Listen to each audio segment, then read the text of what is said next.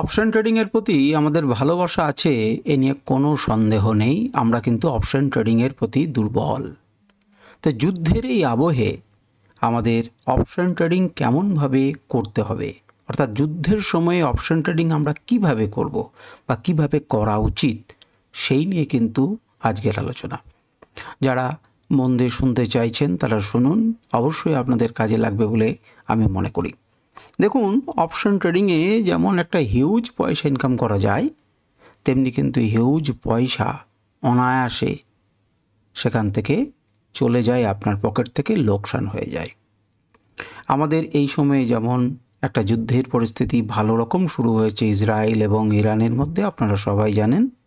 আপনাদের ইউটিউব থেকে, সংবাদ মাধ্যম থেকে বেশি ভিউজ পাওয়ার জন্য হাজারে হাজারে কাতারে কাতারে ভিডিও তৈরি হচ্ছে, আপনারা সবাই ওয়াকিবহল সেই নিয়ে। তো এই সময়ে আমরা অপশন ট্রেডিং করব কিভাবে সাবধানতা অবলম্বন করব, কিভাবে একটু এক্সট্রা প্রফিট আমরা জেনারেট করতে পারবো, সেই বিষয় নিয়েই আমরা আলোচনা করব এই ভিডিওতে। তো এই ভিডিওতে প্রধানত 4টি অংশ থাকবে। প্রথম নাম্বার অংশ যে আপনারা দেখছেন, যে যুদ্ধের সময় কি ঘটে অপশন মার্কেটে, অপশন মার্কেটে কী এমন ঘটে সেটার মেকানিজমটা আমাদেরকে একটু বুঝতে হবে। যে একটু খুব বেশি আমরা বুঝবো না, কিন্তু মোটামুটি একটু বুঝবো যে কী এমন ঘটে যেতে পারে, অপশন ট্রেডিংয়ে কী এমন হয়। দ্বিতীয় নাম্বার আমরা বুঝবো যে কিভাবে অপশন ট্রেডিং করবেন যুদ্ধের সময়। এখানে আমরা 5টি পয়েন্টের কথা উল্লেখ করব।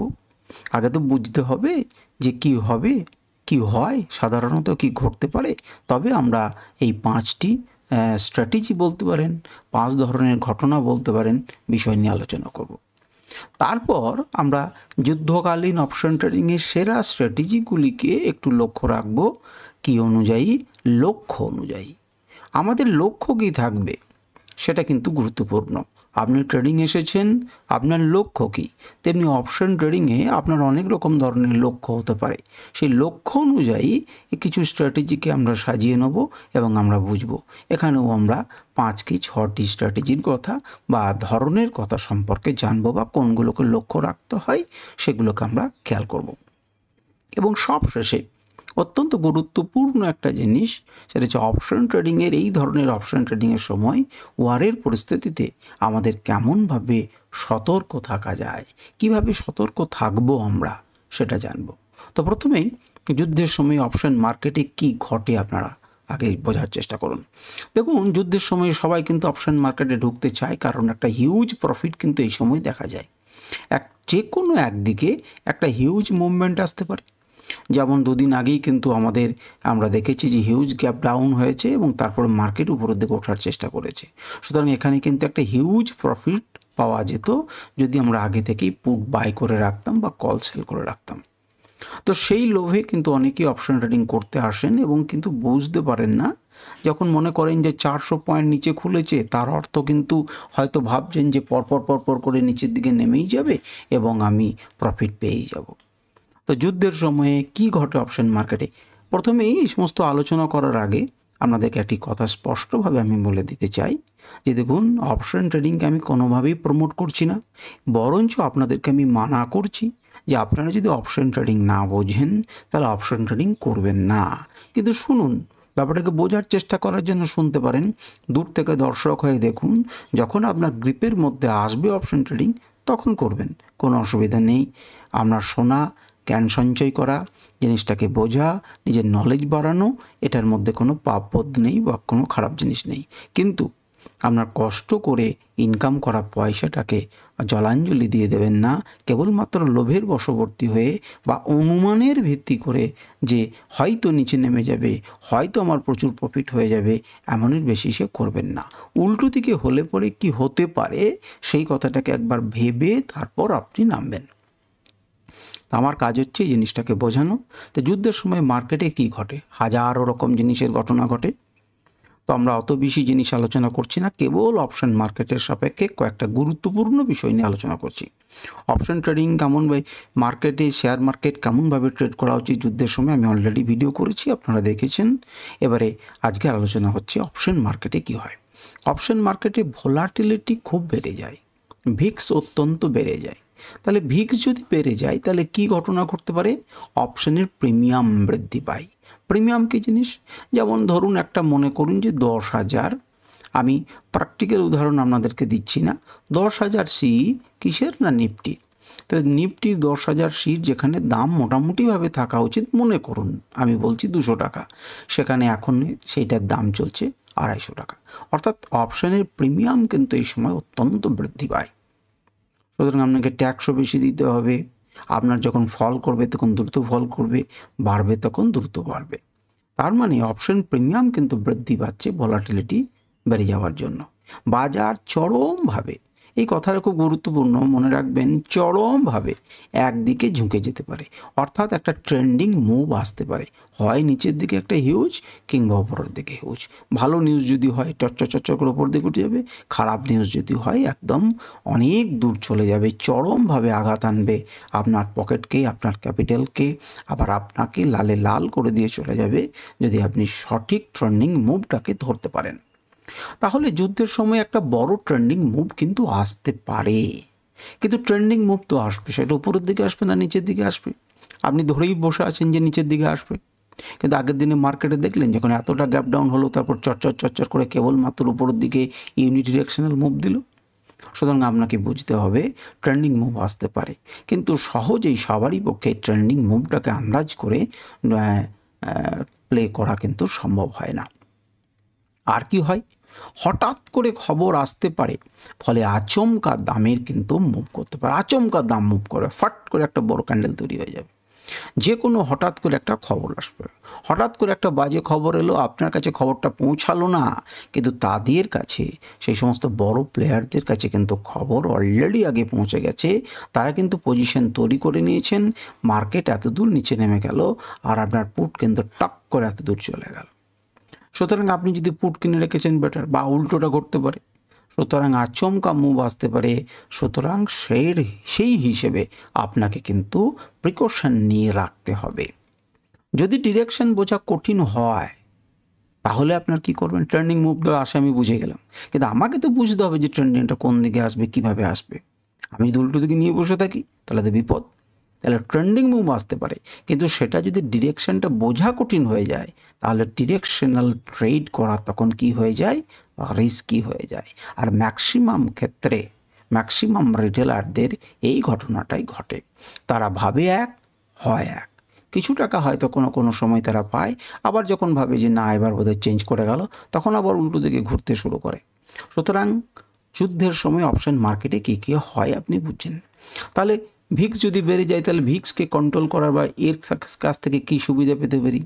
ট্রেন্ডিং মুভ যদি আমি ধরতে পারি তো বেটার, যদি না ধরতে পারি তাহলে আমি কি করব? আর যদি ধরতেই পারি তাহলে কতটা ধরবো? আচমকা বেড়ে যায় তার জন্য কি আমি প্রিকশন নেব? এবং ডিরেকশন যদি বোঝা হয় তাহলে ডিরেকশনাল ট্রেড যদি আমার রিস্কি হয় তাহলে আমাকে কি করতে হবে? নন ডিরেকশনাল আমাকে কোনো রকম স্ট্র্যাটেজি ব্যবহার করতে হবে যাতে আমি পয়সা ইনকাম করতে পারি। তো এইবারে আমার দ্বিতীয় নাম্বার আলোচনা, যে কিভাবে অপশন ট্রেডিং তাহলে যুদ্ধের সময় করব। এই সমস্ত ঘটনাগুলো তো মার্কেটে হয় মোটামুটিভাবে, আমি আপনাদেরকে বললাম। তাহলে কি করব এবার? প্রথম নাম্বার, আমরা কি করতে পারি যুদ্ধের সময়ে অপশন ট্রেডিং করার বিভিন্ন রকম পদ্ধতি বা বিভিন্ন রকম জিনিস যেগুলোকে লক্ষ্য রাখতে হবে, তার 5টি পদ্ধতি নিয়ে আলোচনা করব। প্রথম পদ্ধতি হচ্ছে স্ট্র্যাডল বা স্ট্র্যাঙ্গল ব্যবহার করুন। যারা জানেন তাদের ভালো, যারা জানেন না তার এখন স্ট্র্যাঙ্গল বা স্ট্র্যাডল বোঝানোর সময় আমার নেই, তাহলে একটি বড় বিষয় হবে। আপনারা তবু আমি সংক্ষেপে বুঝিয়ে দেওয়ার চেষ্টা করব। আপনারা একটুখানি ঘাঁটুন বা এটিকে টাইপ করে লিখলে পরেই দেখবেন হাজারে হাজারে ভিডিও রয়েছে, হাজারে রয়েছে, আপনারা বুঝতে পেরে যাবেন। তবু উদাহরণটা দেখেই আপনারা বুঝতে পারবেন বলে আমি আশা করি। এটাকে বলছে নন ডিরেকশনাল স্ট্র্যাটেজি। স্ট্র্যাডল বা স্ট্র্যাঙ্গল আমরা ব্যবহার করে, হেজিং করে, আমরা নন ডিরেকশনাল স্ট্র্যাটেজি ব্যবহার করে আমরা ট্রেড করব। কারণ কি না, আমরা ডিরেকশানটা বুঝতে পারছি না। যদি আপনি ডিরেকশানটা বুঝতে পারেন যে মার্কেট উপরের দিকে যাবে, তা খুবই ভালো, আপনি একটি কল কিনুন এবং চুপ করে বসে থাকুন এবং হিউজ প্রফিট নিন। যদি মনে করেন মার্কেট পড়বে তাহলে আপনি পুট কিনুন এবং চুপ করে বসে থাকুন এবং প্রফিট নিন। কিন্তু আপনি যদি বুঝতে না পারলে তখন কি করতে হবে? নন ডিরেকশনাল। আর যে কোনো দিকে মুভ যদি আসতে পারে ভেবে আমি নন ডিরেকশনাল স্ট্র্যাটেজি প্লে করতে পারি। তো চলুন, যখন ডিরেকশন বুঝে ওঠা যাচ্ছে না কিন্তু বড় মুভ আশা করছেন, যে কোনো একটা দিকে বড় মুভ আশা করছেন এবং ডিরেকশন বুঝতে পারছেন না, তখন কিন্তু আপনি নন ডিরেকশনাল স্ট্র্যাটেজি ব্যবহার করতে পারেন। এটা কেবল যে যুদ্ধের সময় ব্যবহার করবেন তা নয়, বড় বড় যখন মার্কেটে বড় বড় খবর কিছু আসছে, বড় বড় ইভেন্ট আছে, যখন আপনি একটা মুভ আসতে পারে বড়, কিন্তু কোন দিকে আসবে, ভালো খবর আসবে না খারাপ খবর আসবে আপনি বুঝতে পারছেন না, তখন কিন্তু নন ডিরেকশনাল স্ট্র্যাটেজি আপনি ব্যবহার করতে পারেন। এবারে আমি এক্সাম্পল দিয়েছি, আশা করি সেটা আপনি বুঝতে পেরে যাবেন। মনে করুন নিফটি ট্রেড করছে 10,000-এ। কেন আমি 10,000 নিলাম? 24,700 তো ছিল, আপনারা জানি সবাই, কিন্তু আমি সেটা নিচ্ছি না, আমি 10,000 নিচ্ছি। কারণ এটা অনেকেই হয়তো বলে দিতে পারেন যে দেখুন আপনি এইটাই নিতে বলছেন, এটা পুট এবং কল কিনতে বলছেন। আমি কিচ্ছু বলছি না, আমি আপনাদেরকে জিনিসটা বোঝাচ্ছি, সেই জন্য আমি উদাহরণ নিয়েছি যে নিফটি 10,000-এ ট্রেড করছে মনে করুন। তাহলে লং স্ট্র্যাডেলের ক্ষেত্রে আমরা কি করব না, আমরা 10,000 সি তাকে বাই করব আর 10,000 পিইকে বাই করব। অর্থাৎ এটিএমের একটি কল বাই করলাম, এটিএমের একটি পুট বাই করলাম, দিয়ে চুপ করে বসে থাকব। আপনারা বিভিন্ন রকম অপশন স্ট্র্যাটেজি বিল্ডার ওয়েবসাইট পাওয়া যায়, থার্ড পার্টি ওয়েবসাইট পাওয়া যায়, আপনারা সেখানে গিয়ে এরকম করে বিল্ড আপ করুন। এই দুটিকে করে কারেন্ট এটিএম প্রাইস ওপরে নিচে দেখুন যে কত টাকা সর্বোচ্চ লস হতে পারে, কতটা সর্বোচ্চ লাভ হতে পারে, এবং সেই ভেবে তারপর কিন্তু আপনারা প্লে করবেন। আমি জিনিসটা আপনাদেরকে বোঝাচ্ছি, খালি কোনো রকম কোনো ট্রেড নিতে আপনাদেরকে আমি উদ্বুদ্ধ করছে না। তো দেখুন, তাহলে বাই করলাম এটিএম একটা কল এবং এটিএম একটা পুট, দুটোকেই আমি বাই করলাম, এটাকে বলছে লং স্ট্র্যাডেল। লং স্ট্র্যাঙ্গল যদি আমরা করতে চাই তাহলে কি করব, ভালো করে দেখুন। আমরা এটিএমের একটা উপরের স্ট্রাইক প্রাইস 150ও নিতে পারেন আপনি, আমি 100 উদাহরণ দিয়েছি, যে 10,100 সিকে বাই করলাম, তেমনি করে 100 নিচে 9,900 পিকে বাই করলাম। তাহলে 10,000-এ ট্রেড করছে, 10,100 আমরা কি নিলাম, 100 সিকে বাই করলাম, তেমনি 9,900 পিকে বাই করলাম এবং লং স্ট্র্যাঙ্গল করলাম।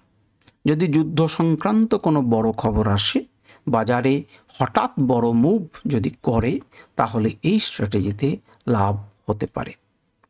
দ্বিতীয় নাম্বার, হেজ করে ডিরেকশনাল ট্রেড করুন। আপনি ডিরেকশনাল ট্রেডই করছেন কিন্তু একটু হেজ করছেন। মনে করুন মার্কেট পড়বে বা বাড়বে, আপনার তো একটা ধারণা আছে, আপনি মনে করলেন যে মার্কেট তো পড়বে, কিন্তু যদি বাই চান্স উপরের দিকে উঠে যায়, তাহলে তার জন্য আমরা কি করব, হেজ করব, আমাদের পজিশনকে হেজ করব। এই যে পৃথিবীতে যত বড় বড় প্লেয়ারদেরকে দেখছেন, যারা আমাদের এফআইআই ডিআইআই বলুন, বড় বড় প্লেয়ার, তারা হেজ করা ছাড়া কখনো মার্কেটে নামেন না। তারা হেজ করেন এবং তারপরে তারা মার্কেটে নামেন। এক্সাম্পল, মার্কেট নিচে যাবে যদি আপনি ধরে নিয়েছেন, তাহলে আপনি কি করবেন, নর্মালি আপনি পুট কিনবেন। এবারে আমাদের কোন জায়গাতে দাঁড়িয়ে রয়েছে, আমাদের নিফটি ট্রেড করছে 10,000-এ, তাহলে 10,000 পিই আমরা কি করব না, 10,000 পিইকে আমরা বাই করব। তাহলে এটা তো ন্যাকেড বাই হয়ে গেল। উল্টো দিকে মার্কেট যদি বাই চান্স 10,000 থেকে উপরের দিকে উঠতে শুরু করে, 10,100, 10,200, তখন কি হবে, তার জন্য আমরা হেজ করছি, 9,800 পিকে আমরা সেল করে দিচ্ছি, 9,800 পিকে আমরা সেল করে দিচ্ছি। এইটা আমরা করতে পারি, একে বলে বিয়ার পুট স্প্রেড এর নাম। তো এই রকমভাবে আমি আপনাদেরকে নাম দিয়ে গোলমাল পাকিয়ে দিতে চাই না, এই ধরনের জিনিস তৈরি করে আপনারা একটু বুদ্ধি খাটাবেন, এই জায়গাটা পজ করবেন এবং কারেন্ট এর সাথে একটু মিলিয়ে চেঞ্জ করে নেবেন, তাহলে আপনারা পজিশনটা করতে পারবেন। বিয়ার পুট স্প্রেড ব্যবহার করে আমরা হেজ করে মার্কেটে চলতে পারি। ডিরেকশন যদি ঠিক হয় তাহলে লাভ হবে, বাই চান্স ভুলও যদি হয় তাহলে লিমিটেড লস হবে। লস হবে না তা না, লিমিটেড লস হবে। এবারে আপনারা ওই নিচের স্ট্রাইক প্রাইসটাকে একটুখানি চেঞ্জ করে, উপরের স্ট্রাইক প্রাইসটা একটু চেঞ্জ করে আপনি আপনার লসটাকে মিনিমাইজ করতে পারবেন। তৃতীয় নাম্বার, অপশন রাইটিং করবেন কেবল হেজ সহ। খুব লোভ হয় এই সময়ে যে মার্কেট যখন দনাদন পড়ছে এবং তারপরেও যদি এক জায়গাতে দাঁড়িয়ে থাকে তাহলে ডিকেটাও তো আমি পাবো।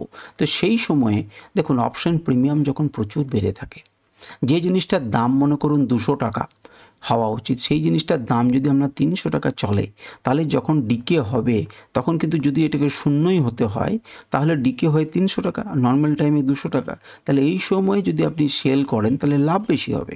সেই জন্য প্রিমিয়াম যদি বেশি থাকে, ভিক্স যদি বাড়া থাকে, তাহলে কিন্তু রাইটিংয়ে আমরা লাভ হওয়ার সম্ভাবনা আছে যদি আপনি সঠিক করতে পারেন। যুদ্ধকালে আইভি অনেক বেড়ে যায়, সুতরাং প্রিমিয়াম অনেক বেড়ে যায়। তাই রাইটিং অর্থাৎ যেটাকে সেল করা বলে, রাইটিং কিন্তু লাভজনক হতে পারে, কিন্তু ন্যাকেড রাইটিং করলে ঝুঁকি অনেক বড়। তাই অবশ্যই হেজ সহ রাইটিং করুন।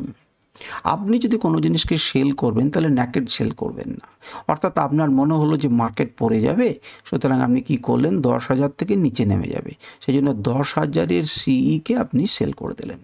বাকি লোকদেরকে বলুন যে 10,000-কে কেনো তোমরা, মার্কেট উপরের দিকে উঠবে, কিন্তু আপনি জানেন যে মার্কেট নিচের দিকে যাবে, সেই জন্য আপনি সেল করে দিলেন। তো এইটাকে রাইটিং করলেন, এটাকে ন্যাকেড রাইটিং বলে, কিন্তু আপনি তা করবেন না। তার পরিবর্তে একটা হেজ করুন, যেমন একটু আগে আমি আপনাদেরকে দেখালাম। তো হেজ করে আপনি কিন্তু অপশন রাইটিং করুন, নচেত কিন্তু বড় লসের সম্মুখীন আপনি হতে পারেন। তো সেই পদ্ধতিগুলোর নাম কি, সেগুলো একটুখানি খুঁজলেই পাবেন। আমি দুটি পদ্ধতির নাম লিখে দিয়েছি, একটার নাম হচ্ছে আয়রন কন্ডর, একটা হচ্ছে ক্রেডিট স্প্রেড ইত্যাদি। তো এইগুলোর সাহায্যে আমরা এই ধরনের ঘটনাগুলো করতে পারি। আমরা একটু সার্চ করুন, আপনারা পেয়ে যাবেন, কারণ বিষয়টাকে নিয়ে তো আমি আলোচনা করছি না। ইন্ট্রাডে অপশন স্ক্যাল্পিং, বাকিটি কি লেখা আছে দেখুন, অ্যাডভান্স ট্রেডারদের জন্য, যারা মনে করেন যে আমি অপশনে বেটার ভালো করতে পারি, তাদের জন্য কিন্তু স্ক্যাল্পিং বলেছি, নট আপনি 3-4 দিন ধরে হোল্ড করবেন। যদি আপনার কাছে অত বড় ক্যাপিটাল থাকে, সেই ক্যাপিটালটা উড়ে গেলে আপনার কোনো ক্ষতি নেই, আপনি কিন্তু স্ক্যাল্পিং করার পরিবর্তে আপনি হোল্ড করতে পারেন। কিন্তু মার্কেট যদি উল্টো দিকে ঘুরে যায়, তাহলে যে লসটুকু হবে সেটুকু হজম করার ক্ষমতা যেন আপনার থাকে। তো যাই হোক, আমি বলছি যে অপশন স্ক্যাল্পিং করে ডিউরিং লাইভ মার্কেট আপনারা কিন্তু ছোটো প্রফিট ইনকাম করতে পারেন এবং ভালো প্রফিট ইনকাম করতে পারেন। যারা দ্রুত সিদ্ধান্ত নিতে পারছেন তারা ইন্ট্রাডে অপশন স্ক্যাল্পিং করতে পারেন। 5 মিনিট বা 15 মিনিট চার্ট দেখুন এবং অপশনকে বাই বা সেল করে ছোট ছোট মুনাফা লাভ করুন। কিন্তু স্টপ লসকে কড়াভাবে মেনে চলা বাধ্যতামূলক, এটা কোনোভাবেই ভুলবেন না। ভুলেছেন কি মরেছেন। 5 নম্বর পয়েন্ট হচ্ছে এই সময় ভিক্স ইন্ডিকেটরকে একটুখানি ভালো করে দেখুন। যদি ভিক্স বেশি থাকে, মনে করুন 16-20-র ওপরে, এটা কোনো ফিক্সড প্রাইস নয় যে এর উপরে গেলে পরই তেমন হবে, কারণ ভিক্সের নিজস্ব ব্যাপার রয়েছে, তার আগে কেমন ছিল এখন কেমন রয়েছে অনেক কিছু দেখতে হয়। তো মোটামুটি একটা ভ্যালু আমি আপনাদেরকে বলেছি, 16 থেকে 20 যদি হয় তাহলে লং অপশানে বেশি লাভ হতে পারে, আর ভিক্স যদি কমে আসে তাহলে অপশন রাইটিংয়ে ভালো কাজ দিতে পারে, ডিকেটা হবে, এটুকু আপনি ধরে নিতে পারেন।